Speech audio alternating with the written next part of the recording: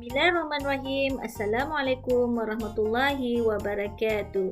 Apa kabar anak-anak? Selamat datang ke channel Ustazah Ratiza. So, hari ini Ustazah akan ajar salah satu tajuk yang berada dalam bahagian akidah format KSSM yang terbaru khas untuk anak-anak ataupun pelajar tingkatan 4 yang bertajuk perkara yang membatalkan iman. Jom kita tengok dan kupas sama-sama. Baiklah anak-anak, sebagai seorang Muslim ataupun orang Islam, kita wajib memelihara iman kita daripada terbatal. Dan untuk pengetahuan anak-anak, iman itu boleh terbatal melalui 3 perkara. Yang pertama, i'tikad. Apakah yang dimaksudkan dengan i'tikad? I'tikad ini bermaksud kita merasa ragu-ragu ataupun kita tidak percaya dengan agama kita sendiri. Yang kedua, perkataan, dan yang ketiga, perbuatan. Apakah contoh iman itu boleh terbatal melalui i'tikad? Kita boleh lihat kepada 4 aspek. Yang pertama, al-uluhiyah ataupun ketuhanan. Sebagai contoh, mengingkari kewujudan Allah. Kita tidak percaya Allah itu sebagai pencipta. Yang kedua, al-nubuwah, kenabian. Kita mengingkari salah satu nabi atau rasul atau kesemuanya sekali kita tidak percaya. Yang ketiga, al-ghaibiyah ataupun perkara-perkara ghaib. Kita tidak percaya kepada kewujudan hari kiamat, mahsyar ataupun syurga. Dan yang terakhir, al-syariat, mengingkari hukum Allah. Sebagai contoh, kita menghalalkan zina ataupun menghalalkan liwat. Apa pula contoh boleh terbatalnya iman kita melalui perkataan? Yang pertama, dari aspek pengakuan yang mengandungi kufur. Sebagai contoh, kita berkata, saya tidak lagi beragama Islam. Ataupun kita katakan, Al-Quran itu sudah tidak sesuai lagi digunakan. Yang kedua, dari segi aspek penafian agama Islam.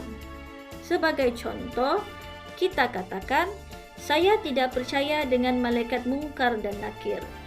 Ataupun kita katakan, Rasulullah pun berbuat dosa. Dan yang ketiga, dari aspek mempersendakan hukum-hukum Islam.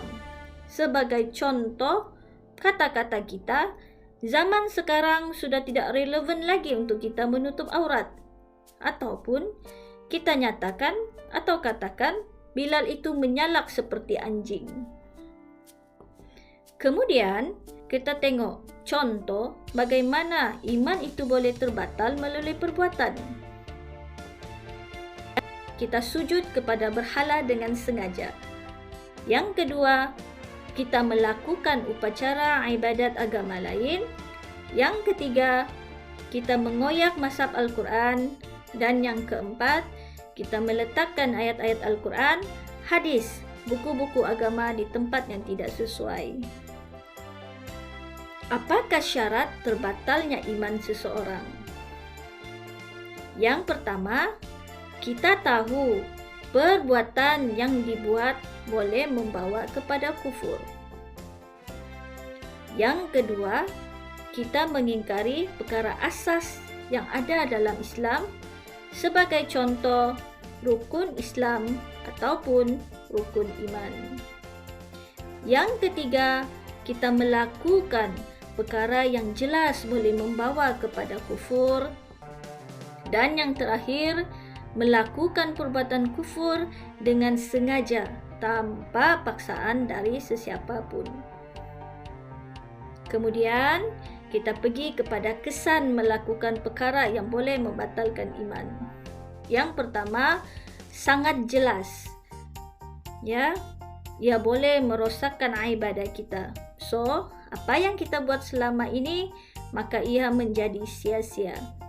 Yang kedua, dosa kita tidak akan diampunkan oleh Allah, sehinggalah kita bertaubat dengan sebenar-benar taubat, yaitu taubat nasuha. Yang ketiga, haram bagi kita untuk masuk ke dalam syurga. Dan yang terakhir, sekiranya dia orang Islam, maka hilang haknya terhadap harta pusaka. Kemudian, bagaimanakah cara menjauhi perkara membatalkan iman? Yang pertama, of course lah, mendalami ilmu akidah daripada orang yang betul.